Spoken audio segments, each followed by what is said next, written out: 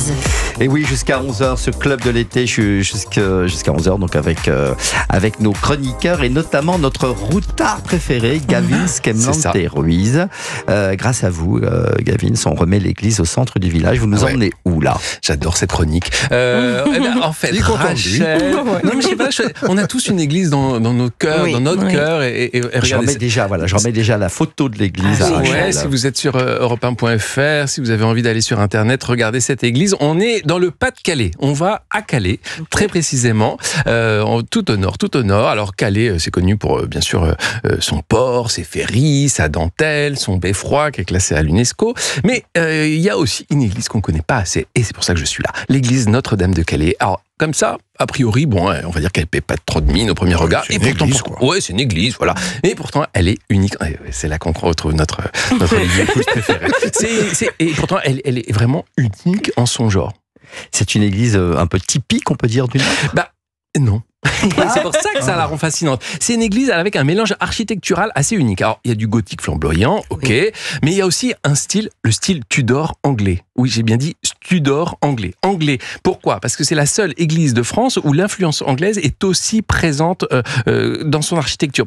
Pourquoi ? Parce que Calais a été anglaise, tout simplement, pendant plus de 2 siècles, jusqu'au 1558, c'est précis. Et donc, c'est un témoignage vivant, en quelque sorte, de la brique et de la pierre et de cette trace anglaise dans le territoire nordique en France. Elle a été construite quand, alors ? Alors, les fondations, c'est le XIIIe siècle. Elle a été modifiée pendant plus de 400 ans. Ce qui est beau, j'aime bien ce mélange, il y a des maçons flamands qui ont travaillé sur des plans anglais. Là aussi, c'est beau, cette coordination, cette union. C'est au XVe siècle, plus précisément. Et ça donne cette architecture assez singulière. Alors, les architectes disent que ce sont des fenêtres en anse de panier brisé. Alors, je suis allé voir, parce que, soyons honnêtes, je ne savais pas. Ça veut dire qu'un peu... En fait, on dirait que les fenêtres sont écrasées un peu, vous savez, aplaties en arc de cercle. C'est assez joli. Il y a des échauguettes aussi, c'est les petites tourelles qui donnent le côté manoir anglais, un petit peu. Et puis, il y a aussi un léopard sculpté que vous verrez quand vous irez sur place, c'est l'emblème royal anglais. Mais vous disiez qu'elle date du XIIIe siècle, alors on a dû en prendre soin pendant tous ces siècles passés, 8 siècles quasiment. Elle a eu pas mal d'épreuves à surmonter. Elle a survécu à la guerre de 100 ans, à la Révolution, aux différents sièges, à la Seconde Guerre mondiale, toutes ces épreuves l'ont fortement endommagée. Elle a été restaurée avec beaucoup de soin en 2016. Il y a le maître-autel qui a été déplacé, les vitraux ont été reconstruits, et l'intérieur, aujourd'hui, quand vous serez dedans, vous verrez une espèce de lumière un peu sobre et presque apaisante. C'est ça aussi les églises. Alors, si j'ai pas la chance de pouvoir la visiter, est-ce qu'il y a des choses à voir très concrètement dans cette église ? Vous avez un long chœur qui fait 50 mètres de long, il y a des colonnes élancées, il y a une tour lanterne octogonale, bref, c'est vraiment, vous allez en prendre plein les yeux, c'est vraiment très très joli. Il y a une vierge en bois du 15e siècle, il y a un retable baroque du 17e, bref, et il y a une petite chapelle latérale, une curiosité historique. Ah, ça m'intéresse. Vous pouvez nous en dire un peu plus ? C'est là que s'est passé un événement national, un mariage. Entre qui et qui ? Charles de Gaulle et Yvonne. Charles de Gaulle, un des discours qu'on va retrouver dans les grands tournants. 6 avril 1921.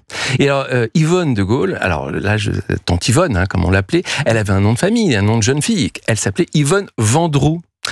Comme Jacques Vendroux. Et les auditeurs d'Europe 1 connaissent peut-être, bien sûr, notre Jacques Vendroux à nous. Et donc, c'est son aïeul, tout simplement. Breaking news. J'ai pas croisé Jacques ce matin comme d'habitude quand on peut voir. Il est en vacances, mais alors là, la prochaine fois, je vais vous. Il ne s'en vante pas, Jacques. Il ne s'en vante pas. Et en fait, vous cherchez, il serait par alliance donc un descendant, un petit neveu même du grand Charles. Bon, vous allez l'inviter à votre spectacle, bien sûr. Et puis je l'adore. Qui n'aime pas Jacques Vendroux. Et l'église, on peut venir tous la visiter ? Carrément. Là, en ce moment, 14h, 17h30. Hop, vous prenez là, vous y allez cet après-midi, juillet-août. C'est facile, l'entrée est gratuite. Il y a aussi des messes, bien sûr, des concerts, des événements culturels. C'est une église bien vivante, bien ancrée dans la ville de Calais et dans le cœur des Calaisiens. On peut s'y marier, on peut s'y recueillir, on peut y passer tout simplement. Bref, c'est l'église au milieu du village, quoi.